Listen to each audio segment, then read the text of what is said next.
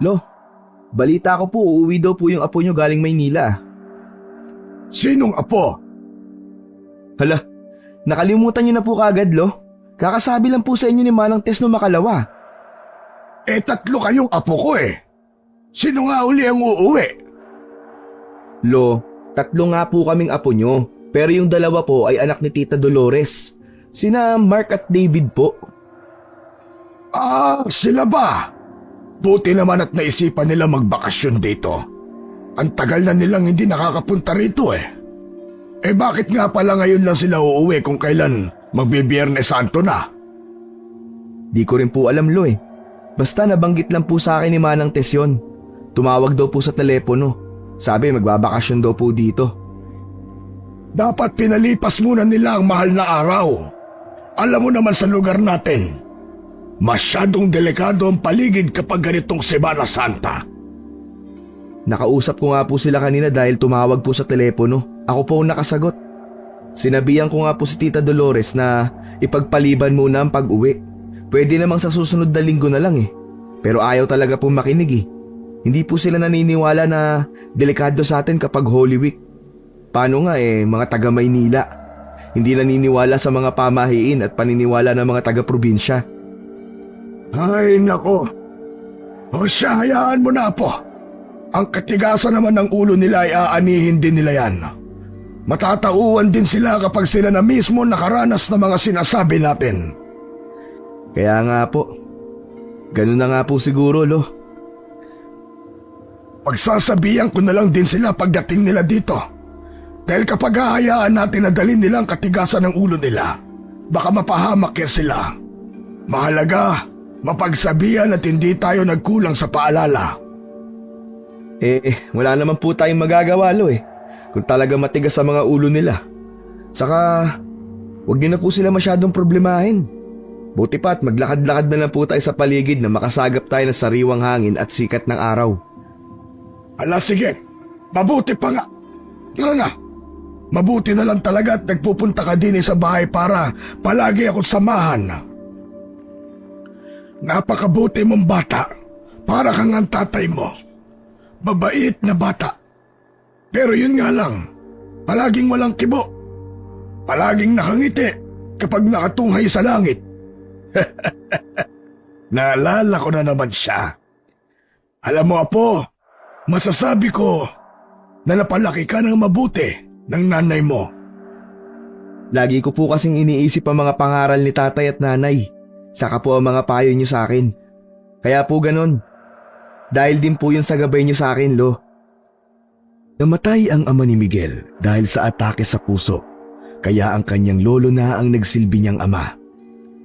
Ilang bahay lang ang pagitan ng bahay nila Miguel sa bahay ng kanyang lolo. Kaya napupuntahan nila ito agad. May kasama naman sa bahay ang lolo nila, si Manang Tess, na sinasaruhan ng ina ni Miguel. May naiwang maliit na karinderya ang ama ni Miguel at napagyaman ito ng kanyang ina. Nang lumago na ay tumulong na rin si Miguel sa pag-aasikaso ng kanilang negosyo. Pagkatapos ni Miguel na mailibot ang kanyang lolo, nagpaalam na siya para tutulungan naman niya ang ina sa karinderya. Nadatnan niya itong may lalaking kausap. Nangungutang ito sa ina na nagkakahalaga ng 10,000 piso para may magamit sa bisyo nitong sugal. Kahit nangako itong babayaran sa susunod na linggo, ay hindi ito pinautang ng kanyang ina. Dahilan para magalit ang lalaki. Muntik nitong masuntok ang kanyang ina, mabuti na lang at nakalapit si Miguel. Marahas na itinaboy ni Miguel ang lalaki. Sira ulo ka!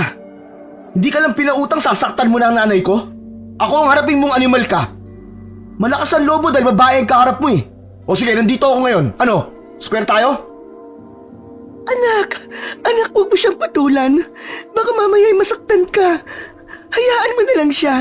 At wala naman talaga ako may papautang sa kanya kahit mamilit pa siya. Loko kasi tunay eh. Ayos lang po ba kayo? Oo, ayos lang ako, Miguel. Tama na, huwag ka na makipag-away. Di ko lang po talaga kaya na makitang binabastos kayo. Saka tayo na lang pong dalawa magkakampi dito eh. Pababayaan ko pa ba kayo? Ganyan lang talaga ang buhay, Miguel. May mga ganyan talagang tao. Kung sino pang may kailangan, siya pang matapang. Buti na rin po at hindi nyo pinautang ang lalaking yun. Di naman magbabayad ng utang yun eh.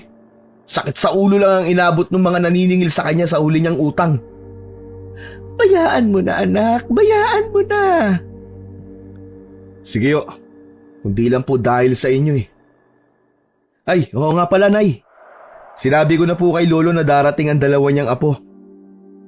Ano? Lagot? Ba't mo naman sinabi, anak? Kabiling-pili na ni Ate Dolores. Gusto niyang sorpresahin ng itay. Wala na, sira na ang plano niya. Paano pa magiging sorpresa kung sinabi mo na pala? Wala naman po kayong sinabi sa akin na hindi pala dapat sabihin kay Lolo eh. Saka isa pa, karapatan niya po na malaman para makapaganda siya sa pagdating ng anak at mga apo niyang matapobre. Saka sa dami ng araw na pwede sila magpunta rito para magbakasyon, mahal na araw pa talaga ang napili nila. Naku naman, anak, hayaan mo na sila. Sa'yo nang mahaba-haba nilang bakasyon eh. Palibasa ang mga laking Maynila, mga walang alam. Hindi ba nila alam na pinakadelikadong araw dito ang Semana Santa? Ano ba, Miguel? Hindi kita pinalaking mapanghusga. Saka isa pa, hayaan mo sila mag-enjoy rito. Matagal na silang hindi umuuwi. Mabuti nga't naisipan nilang bisitahin si Itay eh. Di ko naman po inahadlangan ng kaligayahan nila, Nay. Ang sa akin lang po, wala dapat madamay sa kung ano man ang mangyayari sa pagpunta nila dito. Masyado mong pinangungunahan ng mga bagay-bagay, Miguel. Hindi pa man nangyayari. Pampihira ka naman, oo. Katulad ka talaga ng yumao mong ama. Alangan naman sa ibang tao po ako magmamana, Nay. Siyempre, magmamana po ako sa ama ko at sa inyo na nanay ko. Hala. Oo na, sige na. Nay, kung sakasakali po matuloy sila, saan naman po sila matutulog? Di dun sa bahay ng lolo mo. Malaki naman yun, hindi ba? May mga kwarto yun. Saka hindi naman sila tutuloy sa atin, anak. Dahil ang tingin sa atin ni Ate Dolores ay singliit lang ng langgam. Baka magkagali sila sa pagtuloy nila dito sa atin at sa atin pa isisi. Ayaw mo rin sila dito patuloyin, Nay, no? Oo naman, anak. Diyos ko, sa ugali ng Dolores na yon, baka hindi ako makapagtimpi. Baka mapatay ko siya. Wala pa naman ang Diyos kapag mahal na araw. Ayoko talaga sa babaeng yon. Napakamata pobre. Oo, Nay. Kalma lang. Umiinit na naman po ang ulo niyo eh. Kanina ako pinapakalma niyo, ngayon kayo naman. Huwag mo na kasi akong tanungin tungkol sa kanya. Kumukulo ang dugo ko pag naririnig ko ang pangalan ng babaeng yon. Pero ikaw kung gusto mo makipagkaibigan sa mga anak niya, wala namang problema sa akin. Nako, Nay. Malabo pong mangyari yun. Baka nakakalimutan niyo na po kung ano nangyari nun. Anak naman, mga bata pa naman kayo nun, saka hindi dapat kayo madamay sa away namin mga magulang nyo. Maswerte talaga ako sa inyo, Nay. Sayang, hindi kayo tatandang magkasama ni Tatay. Nay, huwag po kayo magagalit sa tatanong ko ha. Wala po ba kayong plano na magkasawa uli? Wala na, anak. Focus na lang ako sa maliit nating negosyo. O siya, tulungan mo na ako magluto. Mamaya, marami nang kakain dito sa karinderya natin. Buong araw namang nagtatrabaho ang mag-ina. Nakapagtapos naman ng kolehiyo si Miguel, pero mas pinili niyang samahan na lang ang ina nito sa pag-aasikaso sa kanilang maliit na negosyo. Dahil mabenta naman ito. Wala naman ding naging problema ang ina nitong si Merly. Natuwa pa nga dahil may katuwang siya sa kanyang karinderya. Maya-maya ay nagulat na lang ang dalawa nang makita si Lolo Tasio na nagpunta sa karinderya. Oh, Lo! Naparito po kayo. May kailangan po kayo? Dapat inutusan nyo na lang po si Manang Tess na pumunta dito para hindi na po kayo napagod. Naku, Apo. Kayaan mo na akong maglakad-lakad. Ang lapit-lapit lang naman ito mula sa bahay eh. Nandito ako para magpaluto ng pagkain. Nagsabi ka na lang po sana kanina, Lo, para hinatid ko na lang po sa inyo. Ano bang gusto niyong pagkain? Apo, wag ka masyado mag-alala sa akin. Malakas pa ang katawan ko. Saka tawagin mo na nga si Merle at siya ang gusto ko makausap. Sandali lang po. Nay! Nay! Gusto raw po kayo makausap ni Lolo. Kayo pala, Itay. Naparito po kayo. Merle, ako'y magpapaluto sa iyo ng pagkain para sa pagdating ng Ate Dolores mo. Huwag kang mag-alala at babayaran ko ang lahat ng yan. Minsan lang sila umuwi dito, kaya gusto ko sana ay matikman nila ang mga luto ng kanyang ina nung nabubuhay pa. Ikaw lang naman ang nakakagawa nun dahil sa'yo na ituro ng inay mo kung paano lutuin ang kanyang mga recipe. Sige ho. Wag niyo na pong alalahanin. Ako na pong bahala doon. Wag niyo na ho kong bayaran. Sa pamilya naman po ito. Gasino naman po ang pagluluto. Hindi, Merle. Tanggapin mo ang pera. Bayad ko yan. Ibukod mo ang negosyo sa personal na gastusin.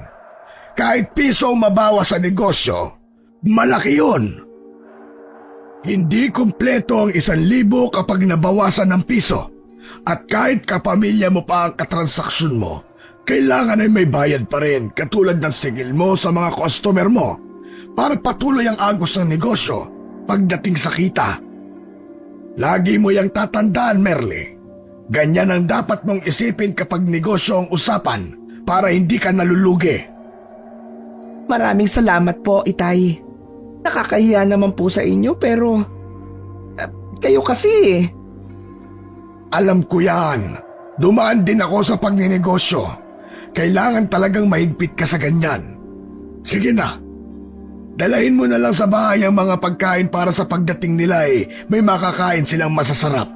Hindi nila mapipintasan yan dahil talagang masarap kang magluto. Abay, pinagmamalaki ko ang mga luto mo. Para kang nanay mo. Tignan mo. At palaging maraming tao ang karinderya mo. Hala sige, ako'y uuwi na. Sige ho, Itay. Maraming salamat po uli. Ilang araw pa ang nakalipas nang dumating na ang anak ni Lolo Tasio na si Dolores at ang 2 apo nitong sina Mark at David. Itay, mano ho? Kumusta naman po kayo dito? Aba, kay tagal ko na pong hindi nakakabisita sa bahay na ito. Oo nga, mahigit 2 dekada na rin. Mabuti nga at napadalaw kayo. Kung hindi pa maglakihan ng ganito mga apo ko hindi mo pa dadalhin dito. Balak mo yatang papuntahin dito kapag pantay na ang mga pa ako. Naku, Itay, hindi naman. Pinagtapos ko lang po ng pag-aaral ang mga bata. Nako. Tigil-tigilan mo ko, Dolores. Anak kita at kilalang kilala ko ang pag-uugali mo. Alam kong may sadya ka kaya ka pumunta rito. Pwede mo nang sabihin sa akin ngayon para makapaghanda na ako ng desisyon. Kung ganun, Itay, di na po ako magpapaligoy-ligoy pa. Alam naman nating hindi ka na pabata. Ilang taong ka na ba ngayon? Mas mabuti na ayusin na natin ang mga maiiwan mong ari-arian. Dahil baka pag-awayan pa namin yan na magaling kong manugang. Kilala ko po si Merle. Kaya lang naman huyo nagtsatsaga dito dahil alam niyang may makukuha siya na pamana sa yumao kong kapatid. Baka mamaya nga ay mas malaki pa ang mamanahin nila kaysa sa akin. Dapat nga hindi na sila pamanahan. Wala naman na ang kapatid ko, hindi ba? Saka, iniwan naman sa kanyang negosyo. Alam kong mabubuhay na sila roon. Dapat nga hindi na sila maghabol pa sa mana. Anong pinagsasabi mong mana? Hindi pa ako patay. Napakasama talaga ng ugali mo, Dolores.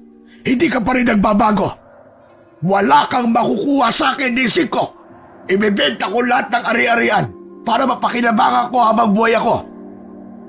Di ba kayo'y may mga napundar din na mag-asawa? Pagyamanin niyo mga yon at hindi yung pundar ng iba ang pinagdidiskitahan mo.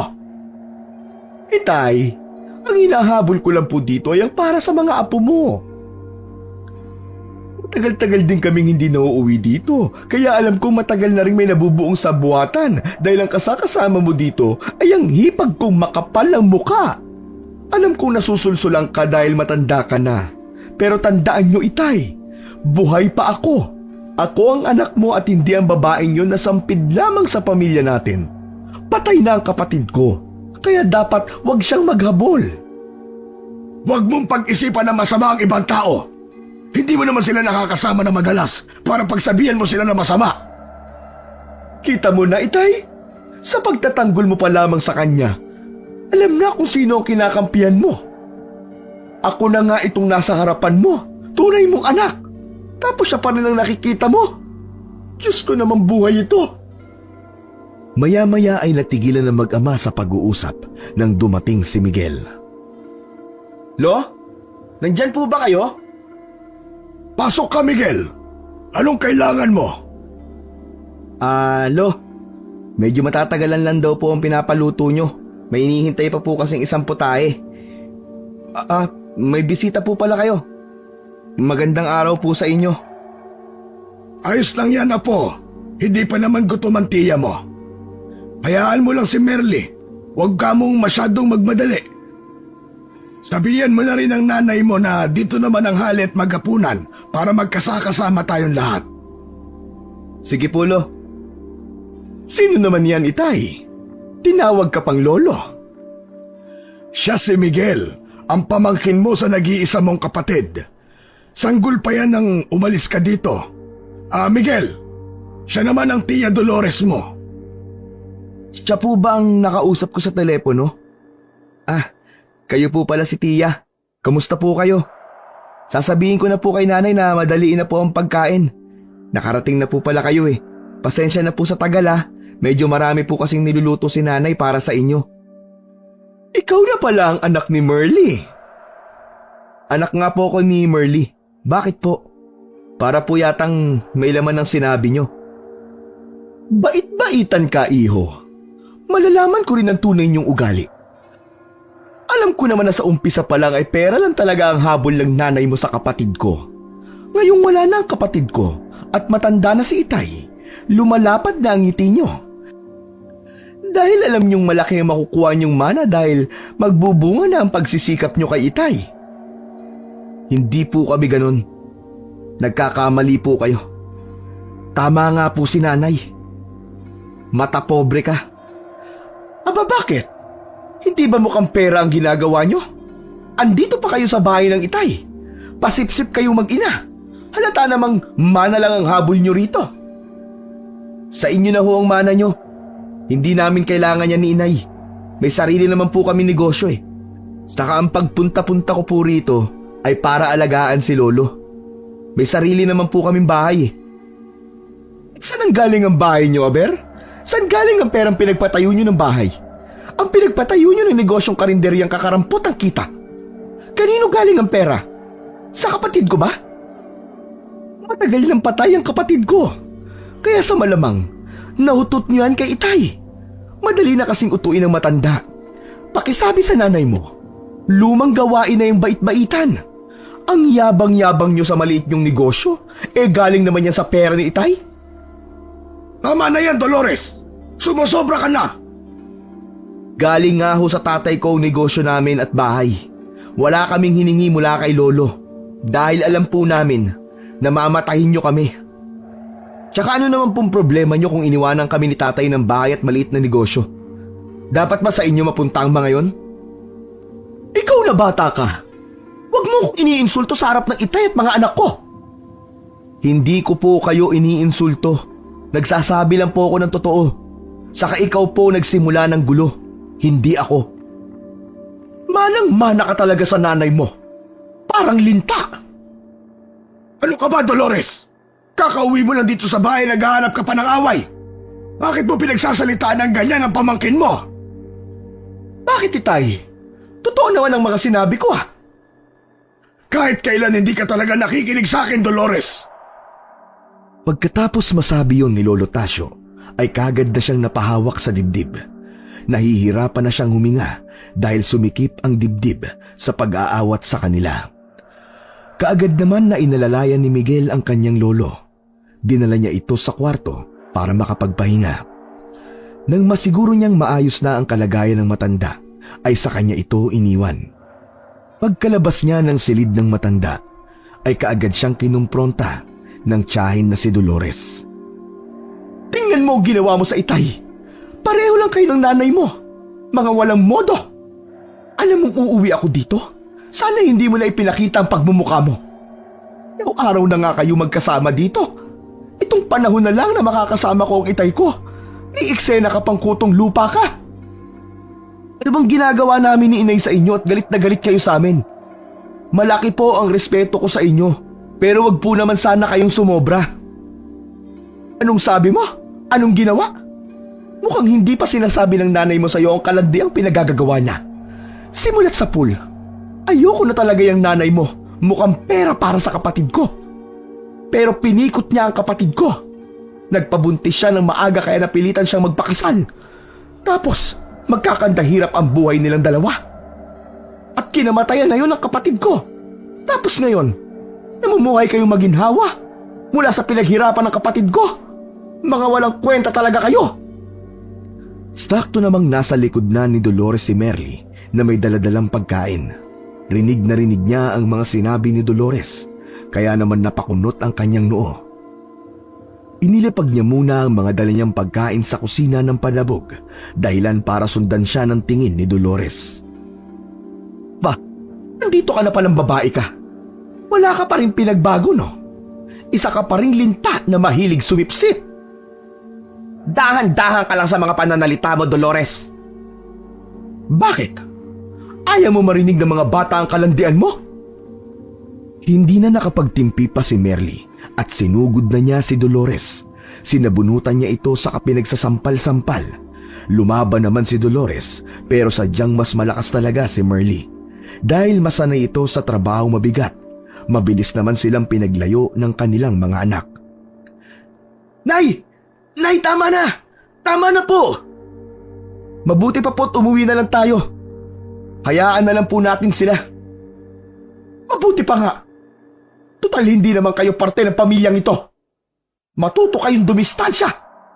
Mga sipsip. Ang kapal na mukha mo magsabi niyan. Hindi mo nga maalagaan ang sarili mong ama. Todo pasarap kayo ng buhay roon sa Maynila. Wala rin lang yaman ng itay. Hindi mo rin naman siya aalagaan. Kutong lupa ka. Hay nako, Dolores. Huwag mo kong itulad sa iyong mukhang pera. Sobrang lakas ng boses nila. Narinig na ito ng matanda mula sa kwarto nito, dahilan para magising ito sa pagkakaidlip at lumabas na para makiusisa.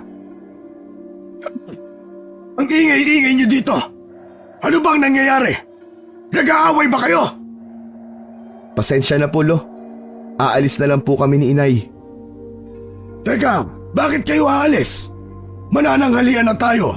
Dito na kayo kumain. Hala, Tess!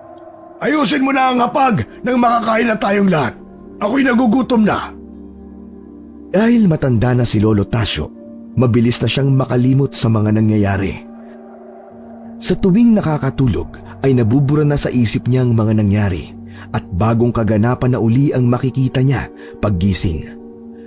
Tahimik lang silang nagsisikain at tanging kubyertos lang ang naririnig na ingay. Ni isa ay ayaw magsalita. Palitan lamang ng masasamang tingin ang kanilang ginagawa. Hanggang sa binasag na ang katahimikan ng anak na panganay ni Dolores na si Mark. Lo, ano kayang pwede namin gawin bukas? Total, nandito naman kami para magbakasyon eh.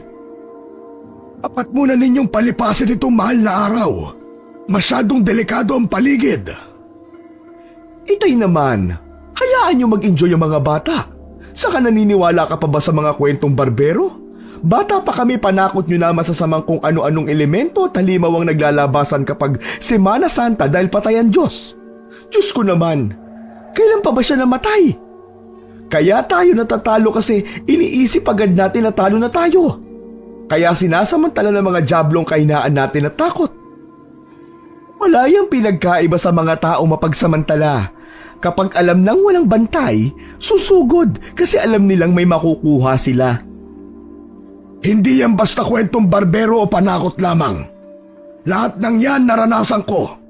Kung saan-saan na naman napupunta sinasabi mo, Dolores. Mas mabuti po sigurong sumunod na lang po tayo kay Lolo, Tiya. Total ilang araw lang naman po ang mahal na araw, matatapos na rin. Manahimik ka nga dyan, Miguel. Hindi ka kasali sa usapan. Ang tigas talaga ng ulo mo, Dolores. Gusto mo bang ipahamak yung mga anak mo? Masasayang lang kasi ang pamamalagi nila rito kung sa loob lang sila ng bahay, Itay. Di sana'y hindi ko na lang sila isinama. Oo nga naman, Lo. Payagan niyo na po kami. Dahil kayo hindi masabihan, bahala na kayo. Miguel, apo ko, maaari mo bang samahan ng mga pinsan mo? Ikaw ang nakakaalam ng lahat ng dito sa atin. Ayoko na mapahamak sila kaya pakibantayan mo muna sila habang nandirito sila sa atin. Ayos lang ba yon? Saka dumito ka na matulog sa bahay nang magkaroon kayo ng banding na magpipinsan. Wala pong problema sa akin, Lolo. Umayag ang anak ko, Itay, pero hindi para maging katulong ng dalawa. Baka mamaya kasi utos-utusan lang nila.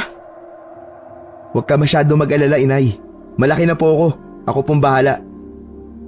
Hindi na nagpumilit pa si Merly sa kanyang kagustuhan at hinayaan na lamang ang pasya ng kanyang anak. Malaki rin naman ang bahay ng matanda, kaya hindi naman sila magsisiksikan doon. Pagkatapos nilang maghapunan, nagpaalam na si Merly na mauuna nang umuwi sa kanila. Mauuna na po kami, Itay. Marami pa po akong aasikasuhin bukas. Sige, Merly, mag-iingat ka. Salamat. Magpakabait ka, anak, ha? At alagaan mo ang lolo mo habang nandito ka. Opo, Inay. Makabili naman po kayo. Diyan lang naman po kayo sa bahay natin. Basta, anak. O sige na, tutuloy na ako. Umalis na ang kanyang ina. Sakto rin naman na tapos na silang kumain, kaya nagligpit na si Miguel ng kanilang pinagkainan, habang ang dalawa niyang pinsan ay kagad na pumasok sa kwarto. Napailing-iling naman si Miguel. Halata na niyang walang alam sa gawaing bahay ang mga pinsan niya. Hinayaan na lamang niya ito at naghugas na ng plato. Oh, Lolo, bakit hindi pa po kayo nagpapahinga? Paano ako makakapagpahinga kung nandyan ka naman naghuhugas? Hayaan mo na si Manang Tess dyan, apo. Okay lang po, Lo. Pinagpahinga ko na po si Manang kasi napagod po sa kakalinis ng bahay. Hayaan niyo na po, kaya ko na po ito. Hugas lang naman po ng plato to Basic. O wala, sige kung mapilit ka. Pero pagkatapos niyan, magpahinga ka na rin, ha? Opo, Lo. Pagkatapos niyang maghugas ng plato at humiga sa kama, nakukuha na ni Miguel ang kanyang antok nang makarinig naman siya ng kaluskos mula sa paligid. Bumangon siya at lumabas. Tiningnan niya kung sino ang nasa labas at gumagawa ng ingay na yon. Gulat naman siya nang makita ang dalawa niyang pinsan na nakasilip rin sa bintanang dinudungawan niya. Anong ginagawa niyo dyan? Gabing-gabi na. Gising pa kayo? Nagpapahangin lang. Maalinsangan kasi. Walang aircon. Kaya naisipan naming tumambay dito sa labas. Ganitong oras? Tumatambay kayo? Oo. Uso naman to sa Maynila Bakit ba kailangan mong questionin ang lahat ng bagay? Sino ka ba? Lahat na lang, Ano ba yan, David? Huwag mo siyang pagsalita ng ganyan. Pasensya ka na sa kapatid ko Minsan walang modo to kausap Kinakampihan mo pa yan, Kuya Mark. Ayos lang. May pinagmanahan naman Buti nga, hindi ako nag-Maynila kung ganyan lang din ang kalalabasan ng ugali ko. Sige dyan na kayo. Matutulog na uli ako. Umalis na lamang dun si Miguel, dala ng inis. Nagtimpi na lang siya kaysa sa kung ano pa ang magawa niya sa nakababata nitong pinsan. Wala pang 5:00 ng umaga ay nagising na si Miguel. Inayos na niya ang kanyang sarili, saka lumabas na ng kwarto. Naabutan niya naman ang kanyang lolo na nagkakape na sa may sala. Sobrang aga mo namang nagising, Miguel. Wala pa naman tayong gagawin. Nakasanayan ko na po kasi tuloy. Talagang maaga po ako nagigising. Yung mga pinsan ko po, gising na ba? Nako, humihilik pa rin. Yung iba, marami nang nagagawa. Hayaan nyo na po, Lo. Baka pagod lang po sila sa biyahe. Wala na akong ibang maaasahan pa, Miguel. Alam kong mag-aaya sila sa iyo kung saan-saan. Palagi kayo mag-iingat ha. Dahil simula ngayong araw ay patay na ang Diyos. Kaya huwag mo silang dalhin sa kung saan-saan. Delikado. Makakaasa po kayo sa akin, Lo. Hindi ko lang po alam sa mga pinsan ko kung susunod sila sa akin. Hindi naman po kasi sila naniniwala sa mga aswang at sa iba pang mga nilalang. Para sa kanila, kwentong barbero lang po ang mga yon. Ang tao talaga, hindi yan nadadala hanggat hindi nila nararanasan. Lo, nakapaghanda na po ba kayo? Buong linggo pa naman na to maganda ang bilog ng buwan. Oo po, parati naman akong handa. Mabuti naman kung ganun, Lo. Umalis muna si Miguel para tumulong naman sa mga gawaing bahay. Total wala pa naman siyang gagawin. Laking pasasalamat naman ni Manang Tess dahil sa mas mabilis ang kanyang pagpapahinga. Bandang 11:00 ng umaga, pawis na si Miguel dahil sa natapos niyang gawaing bahay, samantalang kakagising pa lang ng mga pinsan niya ng ganung oras. Isang tingin na nakakadismaya naman ang ipinukol sa kanya ng mga pinsan niya, pero wala siyang magagawa dahil bisita ang mga ito. Isang kunot noon naman kagad ang isinalubong sa kanya ng tiyahe niyang si Dolores. Ilang oras pa ang lumipas nang makapag-ayos na rin ng sarili ang kanyang mga pinsan. Nakakain na rin ang mga ito, kaya naman nag-aya na kagad si David na maglibot-libot sa lugar na yon. Ano kuya? Dito na lang ba tayo? Tingnan mo, tirik na tirik ang araw. Papayag kaya si Lolo? Tignan mo naman, kagabi nag-away sila. Ano naman pakialam natin kuya? Andito tayo para magsaya. Ikaw talaga, David, oh. Masyado kang makasarili. Totoo naman kuya eh. Tsaka pumayag naman na si Lolo kagabi, di ba? Bahala ka kung ayaw mo sumama. Basta ako kakausapin ko na si Miguel. Umalis na si David at iniwan ang kanyang kapatid sa kwarto. Nakita niya naman si Miguel sa labas na may kausap na mga trabahador. Kaya hindi na siya nagdalawang isip na lapitan ito. Oh, gising na pala kayo, David. Miguel, pwede mo ba kaming ilibot dito? Nakakaburyong na kasi sa loob ng bahay eh. Walang magawa. Sige, walang problema, ililibot ko kayo. Pero hindi tayo aabot ng hating gabi, ah. Alam niyo namang delikado rito eh. Sige. Tara na. Sabihan ko lang si kuya. Sandali. Kuya! Kuya, tara na daw! Pumayag na si Miguel! Lumabas ka na rito! Sandali! Pambihira ka naman, oh. Pinilit mo yata ng pinilit yung tao eh. Alam mo naman na hindi siya makakaindi sa atin. Grabe ka kuya. Sabi niya, maglilibot daw tayo. Basta hindi tayo maaabutan ng dilim. Hep! Sa tingin niyo, saan kayo pupunta? Maglilibot lang po sa paligid, ma. Huwag kayo masyado magtiwala sa anak ni Merle. Traidor din yan. Ito na naman po tayo, ma eh. Hindi niyo po nga po lubusang nakikilala yung tao eh. Anong hindi? Kilalang kilala ko ang nanay niyan. Ano ba bang iisipin mo sa anak niya? Wala pa rin po kayong pinagbago. Kaya kayo lagi nag-aaway ni Papa eh. Ano namang kinalaman ng Papa mo rito? Ma, magbago na po kayo. Hindi na pwede ang dati niyong ginagawa. Wala nang magliligtas sa'yo. Kailangan mo ng maraming kakampi ngayon. Anak lang kita, Mark. Wala kang karapatang pangaralan ako. Isa pa, bakit mo kinakampihan ang mga sipsip at walang kwentang mag-ina na yon? Kalimutan niyo na po kasi yung nakaraan, ma. Kung hindi mo siya gusto, huwag po kayo magsalita ng hindi maganda laban sa kanya. Manahimik ka, Mark! Katulad ka talaga ng ama mo. Basta, pinaalalahanan ko lang kayo. Sige ma, aalis na po kami. Ano ba ang una natin pupuntahan dito, Miguel? Kayo, ano ba ang gusto niyong makitang lugar? Meron bang ilog o lawa dito? Basta yung pwedeng paliguan. Bakit gusto mo naman dun, David? Di ka naman marunong lumangoy, di ba? Para magtampisaw, syempre. Ang init kaya ng panahon ngayon. Buti na lang may malapit na ilog dito. Meron din namang lawa pero huwag na tayo sa lawa. Ha? Bakit naman? Di ba mas maganda dun sa lawa? Hindi ligtas doon kapag mahal na araw. Marami ng batang nalunod doon.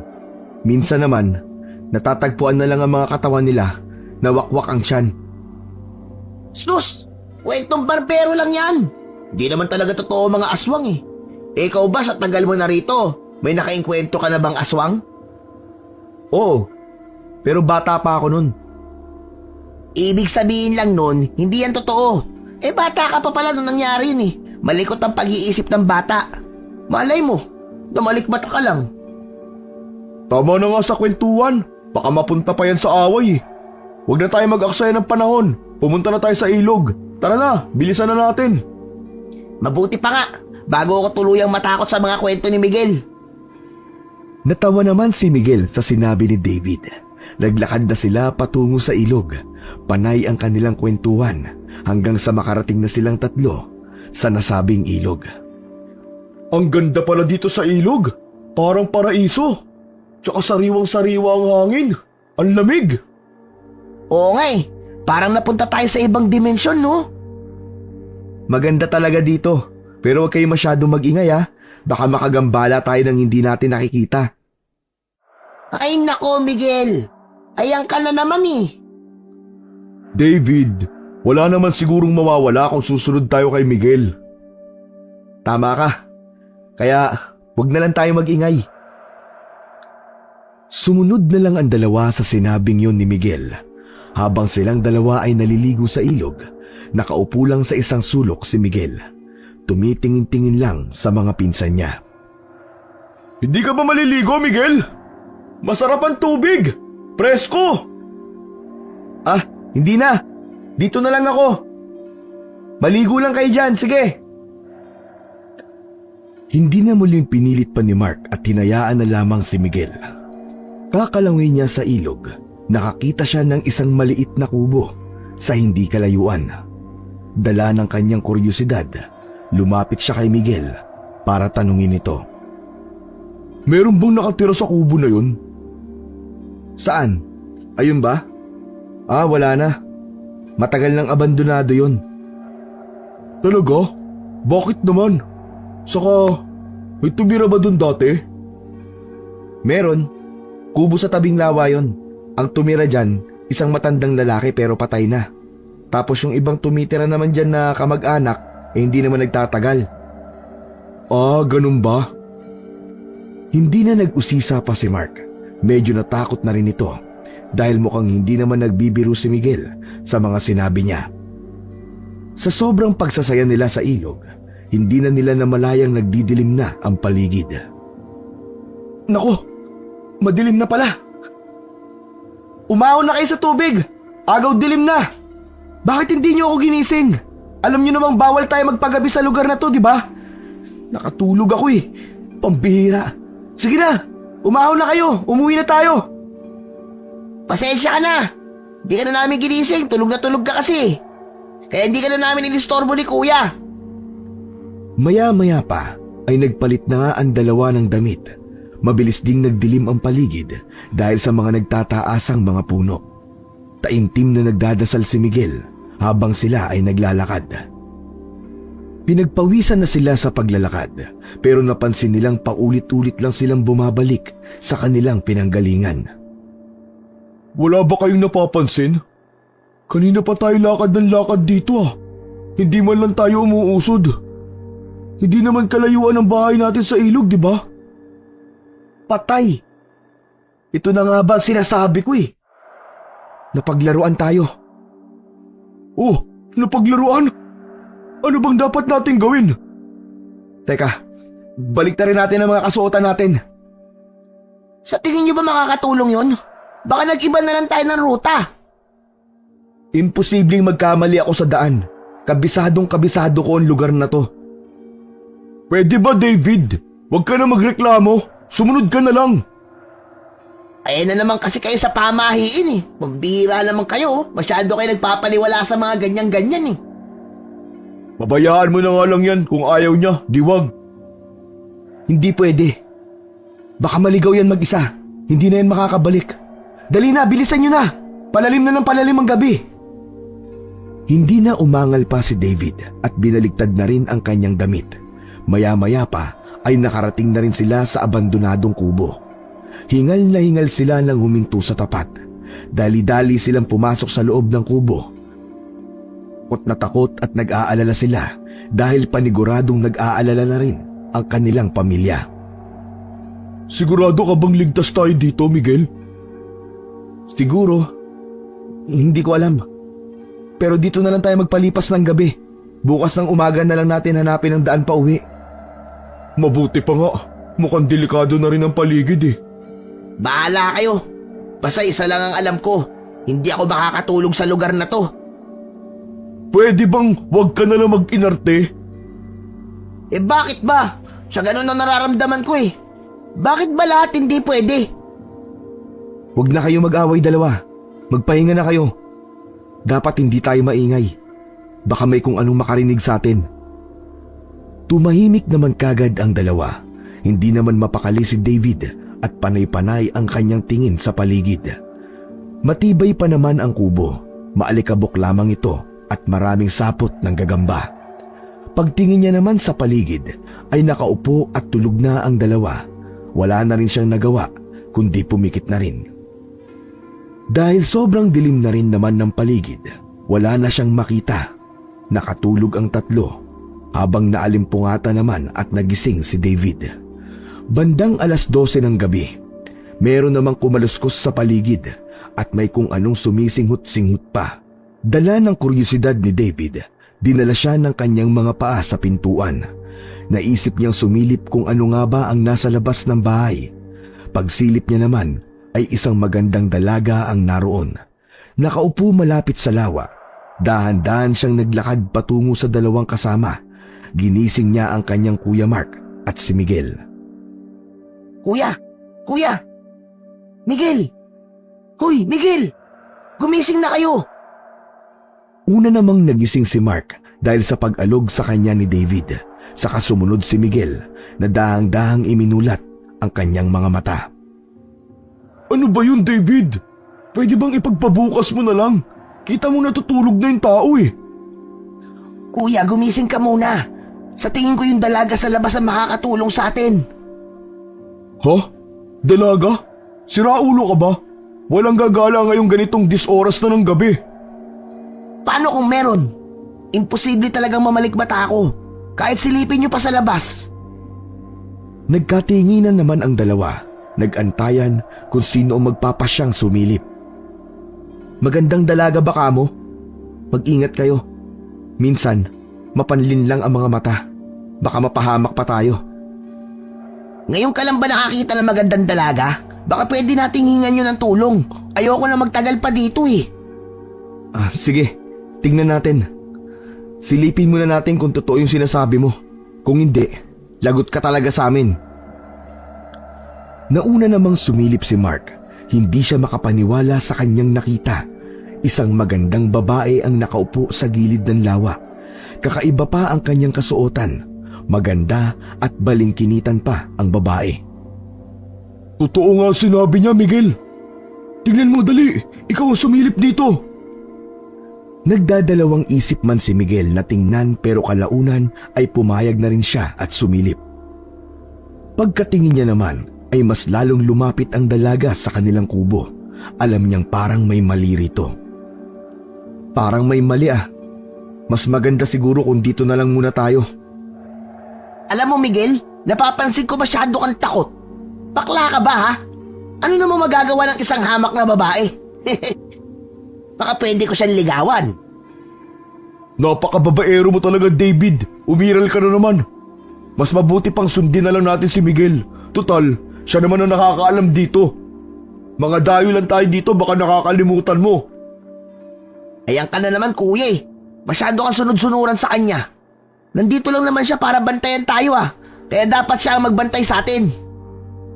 Hindi naman umimik si Miguel dahil sa sobrang nainsulto siya sa sinabing ni David. Hindi nakinig si David at ipinilit pa rin niya ang kanyang sariling desisyon. Kaya naman pagbukas niya ng pinto ay bumulagta sa kanya ang figura ng isang magandang dalaga. Akala niya ay napakaswerte na niya pero ilang saglit lang ang paghanga niya sa dalaga ay napalitan ng takot.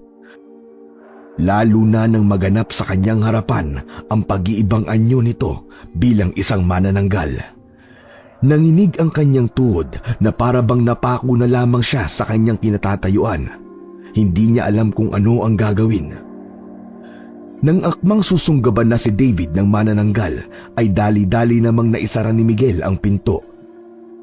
Nagmamadali sila sa pagkilos pero hindi nila alam kung saan magtatago dahil wala namang pagtataguan sa loob ng kubo. Nagsiksikan na nga lang sila sa isang sulok at hindi nila alam kung hanggang kailan sila magtatago sa kubo. Ano nang gagawin natin? Ayoko pang mamatay. Ang tigas kasi ng ulo mo eh. Hindi ka marunong makinig. Hindi ko naman sinasadya, kuya eh. So sino ba naman na mag-aakala na isang manananggal pala ang isang magandang dalaga? Ayan, hayok ka kasi sa laman. Yan ang napapala mo. Ano na mangyayari sa atin ngayon, Miguel? Ano nang gagawin natin? Mananatili tayo dito hanggang mag-umaga. Kapag nakita na natin ang sinag ng araw, pwede na tayong lumabas. Aalis na ang manananggal sa mga oras na yun. Ang tanong, kaya ng kubo na to na protektahan tayo sa nagwawalang manananggal sa labas? Yun lang. Yun ang hindi ko alam. Pwede mabilisin nyo na mag-isip. Nagwawala lang manananggal sa labas. Huwag na kayo magkwentuhan dyan. Pambira naman kayo. Hindi natin alam kung hanggang kailan magwawala manananggal sa labas. Kaya bilisan nyo na. Sige, ganito na lang. Kapag pumasok siya rito sa kubo, sabay naman tayong lalabas sa pinto sa likod ng kubo. Basta tumakbo tayo ng mabilis, sa kung anong kaya niyong bilis. At wag kayong lilingon sa likod, basta diretso lang kayo ng takbo. Wala na ba talagang ibang paraan, Miguel? Masyadong delikado ang gagawin natin. Wala na akong ibang paraan na naisip. Habang nag-uusap ang dalawa, todo dasal naman si David sa gilid, lalo na nang makita nito ang kuko ng aswang na tumagos na sa bubong. Kailangan na nilang magmadali. Ilang minuto pa ang lumipas, tuloy pa rin sa pagwawala ang aswang. Ngunit bigla itong tumahimik at tanging mahihinang pagsinghal lang ang kanilang naririnig mula sa aswang. Maya-maya pa ay bigla na lang silang nagulat nang bigla na namang magwala ang aswang. Nasira nito ang bubong at ilang sandali pa'y tuluyan nang nakapasok. Kagaya ng plano, nang makapasok na ang manananggal, ayon din ang oras ng pagtakbo nila palabas ng kubo. Kumaripas sila ng takbo. Niwala na silang oras para lumingon hanggang sa mapunta sila sa talahiban. Doon sila napaupo at nagtago. Sigurado naman silang hindi sila makikita ng manananggal. Natatakpan rin naman ng malaking puno ang pinagtataguan nila. Napadapa na ang tatlo habang si Miguel tinatakpan ang bibig ni David para hindi ito makagawa ng kahit na anumang ingay. Ingat na ingat sila sa kanilang galaw na halos kahit ang simpleng paghinga ay hindi na nila magawa, lalo na nang paikot-ikot lang sa kanilang itaas ang manananggal. Bandang 2:00 yon ng madaling araw, tuluyan nang umalis ang manananggal sa itaas nila. Kaya naman nakapagdesisyon na silang maglakad pa uwi ng bahay. Nginig na nginig sa takot si David habang si Mark naman ay nagtatapang-tapangan. Nakauwi sila ng bahay bandang 2:30 ng umaga. Dali-dali namang kumatok si David sa bahay ng kanyang lolo. Maya-maya naman ay pinagbuksan sila nito. Nagulat pa sila nang makitang may daladalang itak ang matanda. Gulat na gulat sa kanila ang kanilang lolo nang makita silang pawis na pawis at namumutla ng dahil sa takot. Bakit ngayon lang kayo? Di ba ang usapan natin na hindi kayo magpapagabi?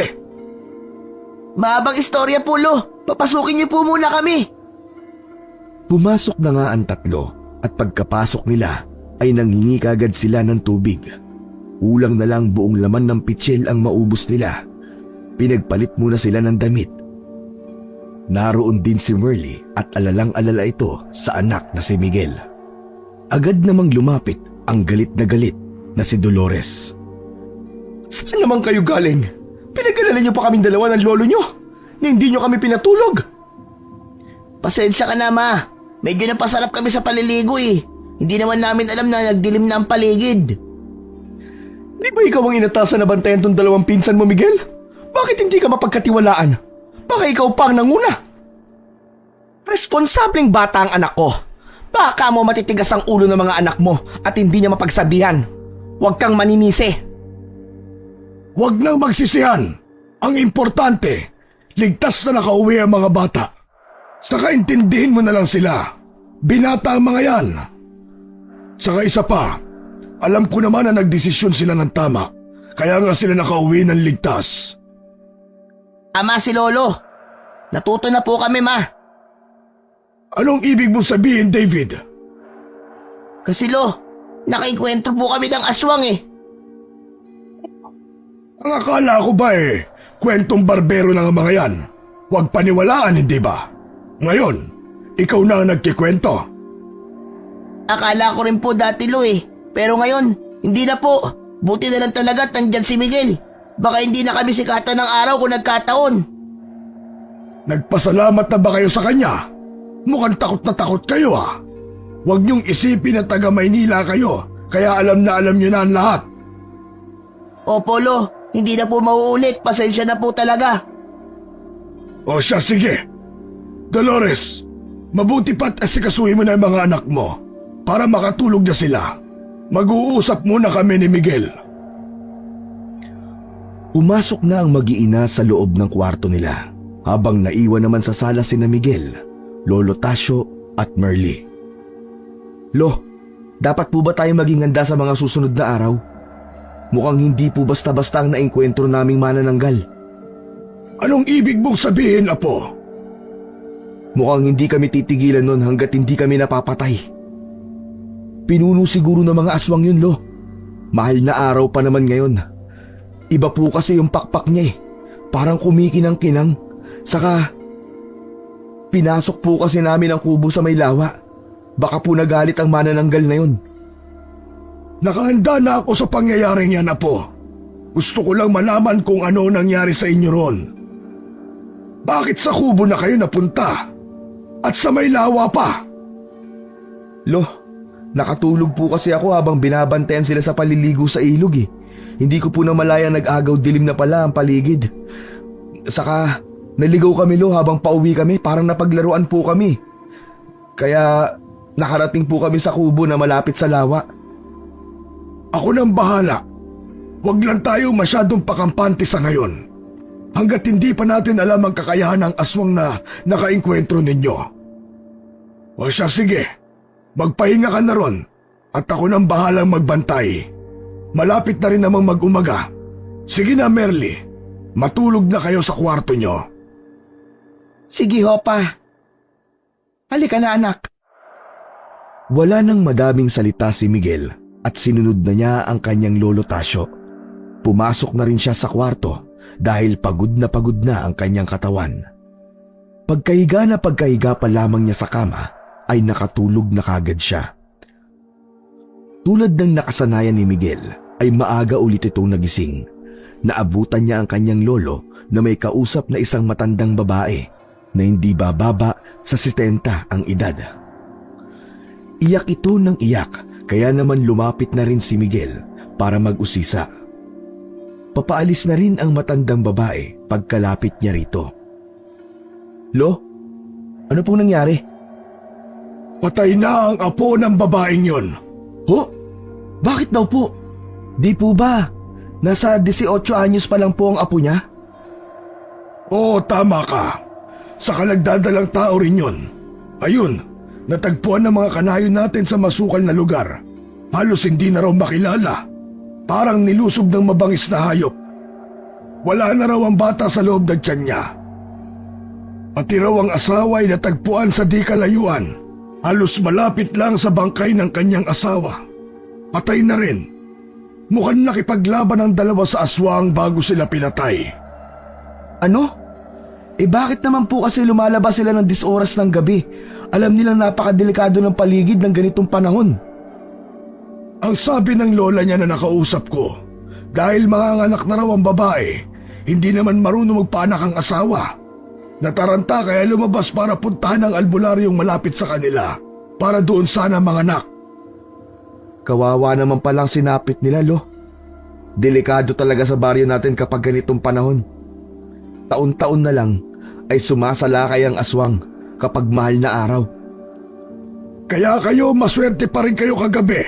Dahil kung hindi, baka ibinalita na rin kayong wakwak ang katawan. Oo nga Lo eh. Buti na lang may naituro din ang itay na kaunting kaalaman. Hindi ko inaasahan na magagamit ko yung kagabi. Teka Lo, mag-aalas 9 na. Bakit hindi pa rin gising ang mga pinsan ko? Nakausap ko na ang tiyahin mo. Mataas ang lagnat na mga pinsan mo.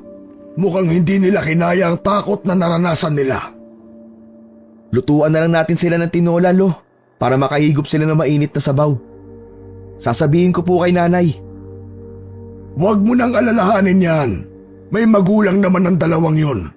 Siya nga pala, mamayang gabi, magsunog tayo ng goma. Goma? Para saan naman yun Lo? Saan pa ba? Di para pantaboy ng mga aswang. Ganun po ba? Sige po Lo, sabihan niyo lang po ako at ako na po ang bahala mamaya. Buti na lang talaga at nandito ka, Apo. May maaasahan ako kahit papano. Huwag niyo na pong isipin ang ganyang bagay Lo. Saka nga pala Lo, pupunta po muna ako sa karinderya mamaya.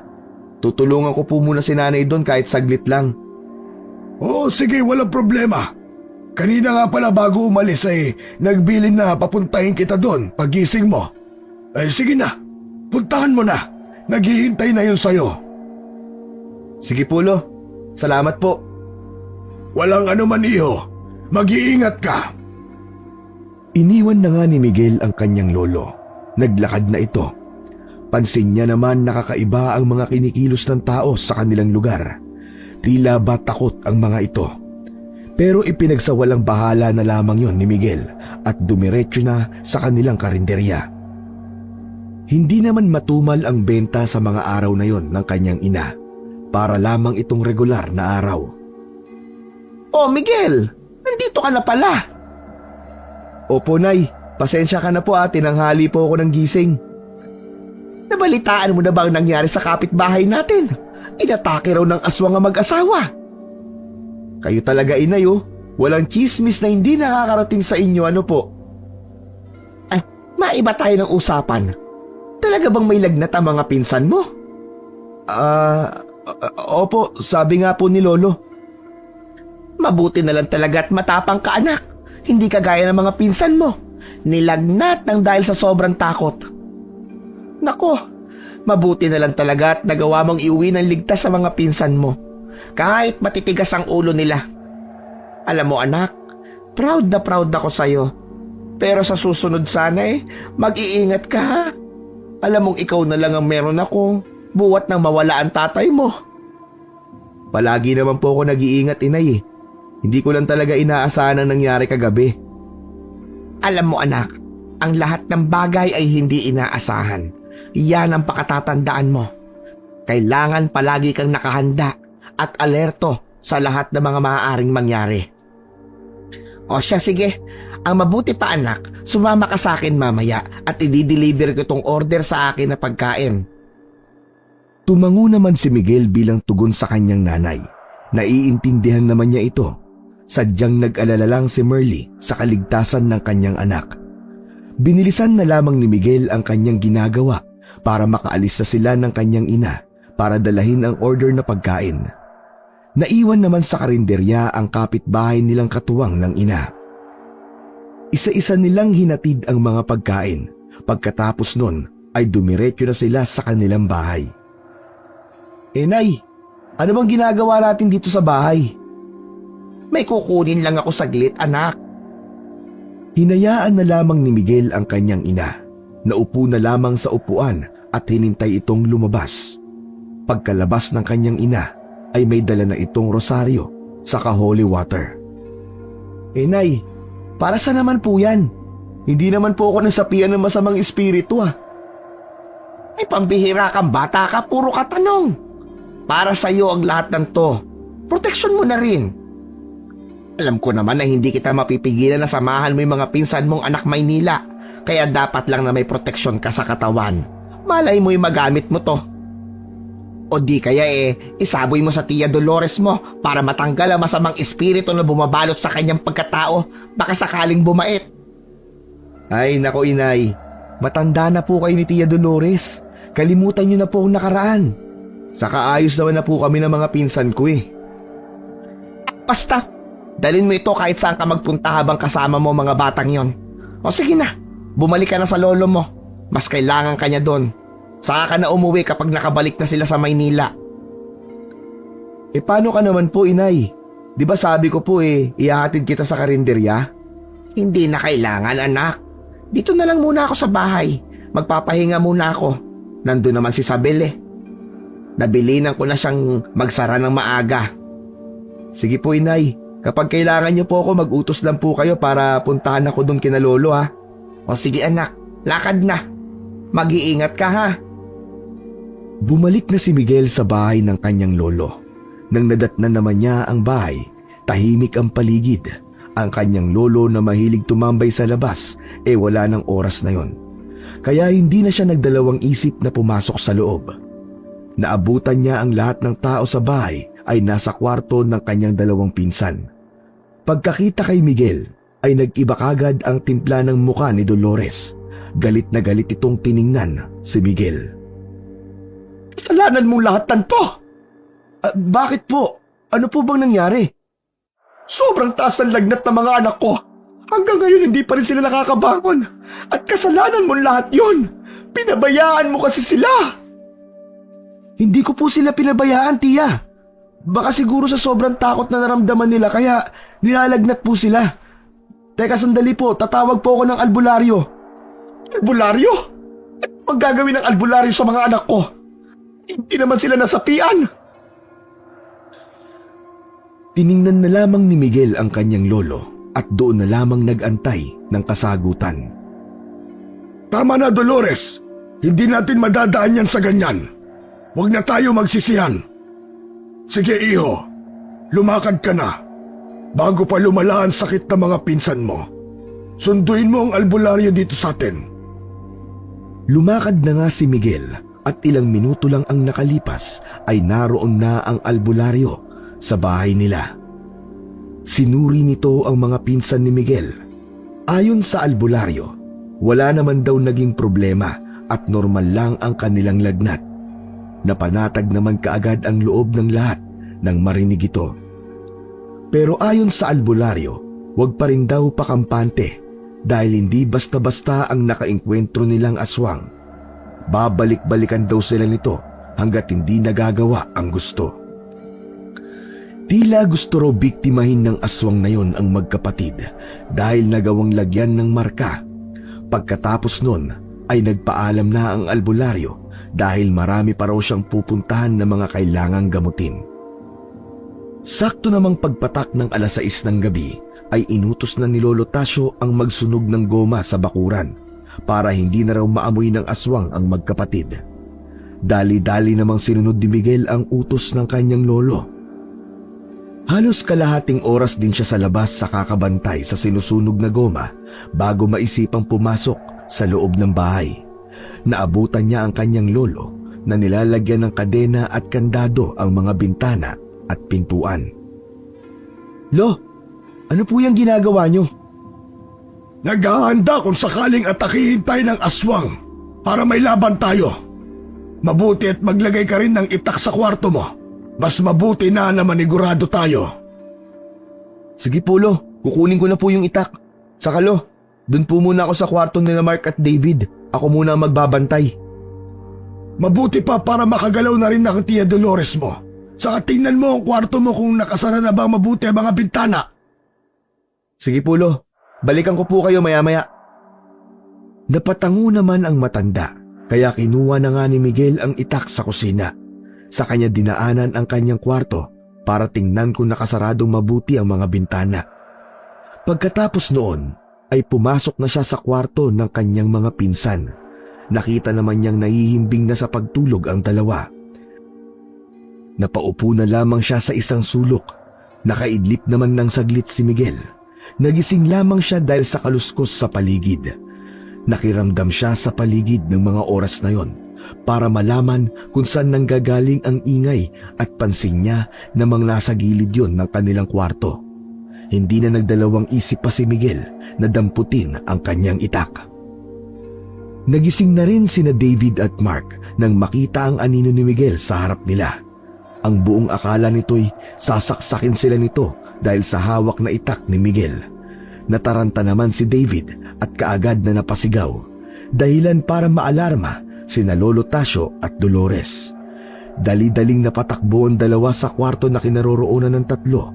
Nanlaki naman ang mata ni Dolores nang makitang hawak-hawak ni Miguel ang itak na parang sasaksakin ang dalawa niyang pinsan. Iwan mo yung hawak mo, Miguel! Gusto mo bang patayin ang mga anak ko? Ha? Ano pong patayin? Kaya na magmaang-maangan pa! Huli ka na sa akto! May masama ka talagang binabalak sa amin! Napakawalang hiya mo! Huwag po kayo masyadong maingay. Hindi niyo ba naririnig yun? Naririnig ang alin? Kanina pa may kumakaluskos sa labas na hindi niyo man lang narinig. Ihanda niyo ang mga sarili niyo. May aswang sa labas ng bahay natin. Nagkatinginan na lamang sila. Hindi nila mawari kung ano ba ang iisipin nila kay Miguel. Pero pinakiramdaman naman nila ang paligid. Umalis si Dolores dahil may kukunin sa kabilang silid. Maya-maya pa ay narinig nila itong nagpakawala ng nakakabinging sigaw. Naku po! Si Mama! Dali-dali silang napatakbo upang tingnan ang nangyari kay Dolores. Nakita nila itong sinasakal ng manananggal. Nanlilisik na ang mga mata nito at gustong-gusto nang lapain si Dolores. Tila napako naman ang magkapatid sa kanilang nasaksiyan, kaya naman nakatayo lang sila sa pintuan habang si Miguel ang nangunang sumugod sa manananggal. Sumunod naman si Lolo Tasio na noon ay parang may pambihirang lakas. Sinugod niya rin ang aswang. Itinulak lamang siya ng aswang dahilan para tumilapon siya sa kwarto. Pati na rin si Miguel na sinubukang atakihin ng aswang pero mabilis namang nailagan. Kaagad na inangat ng aswang si Dolores gamit lang ang isang kamay. Pagkatapos ay marahas na hinagis ito. Tila hindi interesado ang aswang kay Dolores. Nakatuon ang tingin ng aswang sa magkapatid na Mark at David.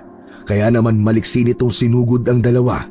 Buti na lamang ay naharangan ni Miguel ang aswang. Kaagad niyang nahawakan ang pakpak nito at biglang hinila. Pagkatapos ay sinigawan niya ang mga kasama para tumakbo palabas ng silid. Ikinagalit yun ng aswang. Sinabihan pa si Miguel na pakialamero. Saka siya muling inihagis ng aswang palabas sa bintanang sinira nito. Habang sina Mark at David ay tumakbong pabalik sa kanilang kwarto. Mabilis nilang naisara ang pinto. Binangga-bangga naman ng aswang ang pintuan kung saan naroon sina David at Mark. Galit na ito at halos magwala na. Nagngingit-ngitan ang mga pangil nito at tumutulo mula sa bibig ang malapot na laway at gustong-gusto na nakainin ang magkapatid. Hingal na si Miguel nang tumayo mula sa pagkatilapon sa kanya. Nang bahagyang makabawi ng lakas ay kaagad siyang bumalik sa loob ng bahay. Dumaan uli siya sa sirang bintana. Naabutan niya ang tiyahing si Dolores na hawak ang rosaryo at umiiyak na nagdadasal. Doon niya naalala na meron din siyang rosaryo sa kanyang leeg. Pwede niya itong gamitin laban sa aswang. Hinubad niya ang rosaryo, sa kanya hinalikan ito. Nagdasal muna siya bago muling lumusob sa nagwawalang manananggal. Sa una ay nagtagisan sila ng lakas. Wala namang nanalo dahil malakas rin si Miguel. Maya-maya pa ay hingal na si Miguel. Dahil sa kanina pa niya kinakalaban ang aswang. Ramdam niya ang matinding galit sa kanya ng manananggal. Lalong nanlisik ang mga mata nito at lalo pang humaba ang pangil. Inipon na ni Miguel ang kanyang lakas. Wala na siyang ibang naisip basta mapatay lang niya ang aswang na yon. Nilabas na rin ng manananggal ang buong lakas nito para masiguradong mapatay si Miguel. At sa pag-atake nila sa isa't isa ay matagumpay na nasaktan si Miguel ng aswang. Isang kalmot sa likod ang natamo niya. Napaluhod naman si Miguel. Hindi siya makagalaw dahil sa pag-inda ng sakit. kaya naman naging kampante ang aswang na atakihin siyang muli. Pero sa hindi inaasahang pagkakataon, naitali naman ni Lolo Tasyo ang pakpak ng aswang sa seradura ng pinto. Gamit ang lubid na inihanda niya, nagpupumiglas naman ang aswang at gustong kumawala. Pero kahit anong gawin nito, ay hindi na siya makawala. Masyadong maigpit ang pagkakatali ni Lolo Tasyo. Kinuha ni Miguel ang holy water na ibinigay ng kanyang ina, saka ito isinaboy sa aswang. Kada saboy ni Miguel ng holy water ay siya namang atungal ng aswang. Umiimpit at umiiyak ang aswang, para bang nagmamakaawa itong sinasabi na tigilan na ni Miguel ang kanyang ginagawa. Umuusok na ang aswang hanggang sa magbandang 5:00 na ng umaga, malapit nang sumikat ang araw. Dahilan para ibuhos ng aswang ang natitirang lakas nito para makatakas. At sa isang kisap nga ay nakawala ang aswang. Sumisigaw ito habang lumilipad-lipad sa buong bahay. Pero kahit anong bilis niya ay naabutan pa rin siya ng sinag ng araw. Dahilan para lalo siyang magsisigaw. Panay naman ang hataw nila Miguel at Lolo Tasyo ng itak para mapatay ang aswang. Pero mabilis itong nakakaiwas. Dahil hindi nila maabot ang aswang na nakasiksik sa bubong ng bahay, naisipan ng maglolo na buksan na ang lahat ng bintana at pinto para tuluyang pumasok ang sinag ng araw sa loob ng kanilang bahay. Lalong umatungal ang aswang habang nanlilisik ang mga mata. Wala na itong mapagtaguan. Maya-maya pa ay tuluyan na itong bumagsak sa sahig. Unti-unti itong nanghina hanggang sa tuluyang namatay at naging abo dahil sa sinag ng araw. Dahil sa nangyaring yon, lalong humanga si Lolo Tasyo sa ginawang katapangan ng apong si Miguel. Wala itong ibang inisip kundi ang kaligtasan ng iba. Takot at pangamba ang naramdaman ng lahat. Tarantang-taranta si Dolores na tinungo ang bahay ng albularyo para magamot si Miguel. Nabalitaan naman ng ina ni Miguel ang nangyari sa anak, kaya pati ito ay napatakbo na rin papunta sa bahay ni Lolo Tasyo. Pagdating niya ay naroon na ang albularyo. Ginagamot nito ang sugat ni Miguel. Kinakabahan ito nang makita ang natamong sugat ng kanyang anak. Anak, kumusta naman ang kalagayan mo? Itay, kumusta na ang anak ko? Huwag ka na mag-alala, Merly. Maayos naman daw ang lagay ng anak mo, sabi ng albularyo. Matapang siya. Malalagpasan niya ang simpleng sugat na yan. Malayo sa bituka yan para sa anak mo. Hindi ko po maintindihan, Itay. Ano ba kasi nangyari? Hindi naman po sila lumabas Kasi Merly, Ano? Kung wala ka magandang sasabihin sa anak ko, mas manahimik ka na lang, Dolores. Hindi ko kailangan ng opinyon mo ngayon. gusto ko lang sanang magpasalamat. Ay, wow! Totoo ba yan? Ikaw magpapasalamat? Ano yan? Magpapasalamat ka kasi napahamak ang anak ko? Pwede ba, Merly? Kumalma ka. Hindi naman ako magsasabi ng masamang salita. Gusto ko lang magpasalamat sa anak mo. Dahil kung hindi dahil sa kanya, baka hindi na kami nasinaga ng araw ngayon. Hindi ka dapat sa akin magpasalamat.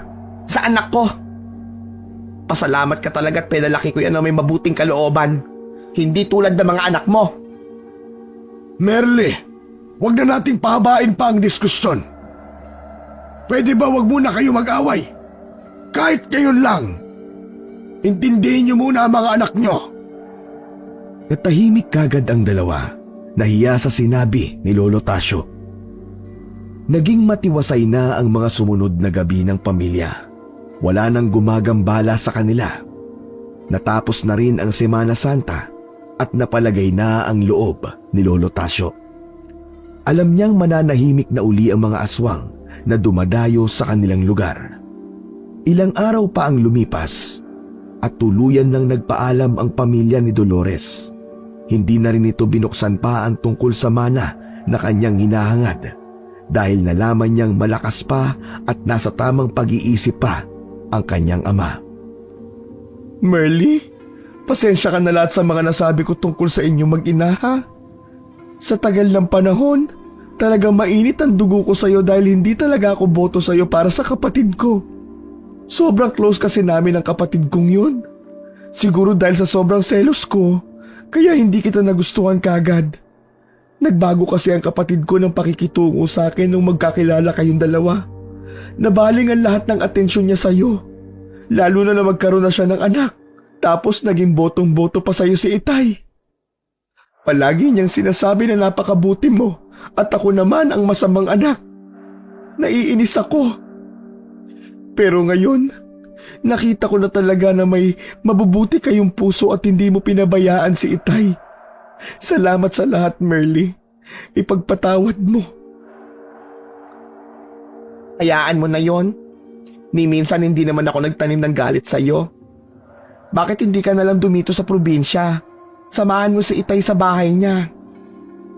Naku, hindi papayag ang asawa ko. Ang dami naming negosyo. Saka hindi ako papayag na iwanan ko ang asawa ko. Baka mambabae yun. Sira ulo yun eh. Kahit nga kaharap ako lumalandi sa mga babae. Yung pa kayang malayo ako.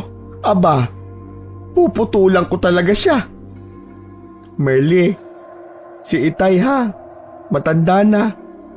Wala akong ibang mabibilinan sa kanya kundi ikaw lang. Huwag ka mag-alala kay Itay. Hindi namin siya pababayaan ni Miguel. Saka, huwag ka rin mag-alala sa mamanahin mo. Wala kang kahati doon. Kalimutan mo na mga sinabi ko tungkol dun sa mana. Saka na natin pag-usapan yan. Sa susunod, kayo ang lumuwas ng Maynila ha. Ayoko nang bumalik dito. Kung hindi ako mapapatay ng aswang, mamamatay ako sa takot sa kanila. Paano? Bahala ka na ha. Salamat sa lahat. Miguel, maraming salamat sa iyo sa pagliligtas sa amin ng mga anak ko. Dahil sa iyo, buhay pa kami. O siya, bantayan mo si Itay ha. Huwag mo siyang pababayaan. Sige po, tiya. Huwag na po kayo mag-alala kay Lolo. Hindi po namin siya pababayaan. Pagkatapos nilang magpaalam sa isa't isa, niyakap ng mag-iina ang matanda. Pinilit nila itong paminsan-minsan ay dumalaw sa Maynila, pero tumanggi si Lolo Tasio. Mas gusto niyang gugulin ang natitirang buhay sa bahay kung saan naroon ang magagandang alaala niya kasama ang yumaong asawa. Lo, balita ko po uuwi daw po yung apo nyo galing Maynila.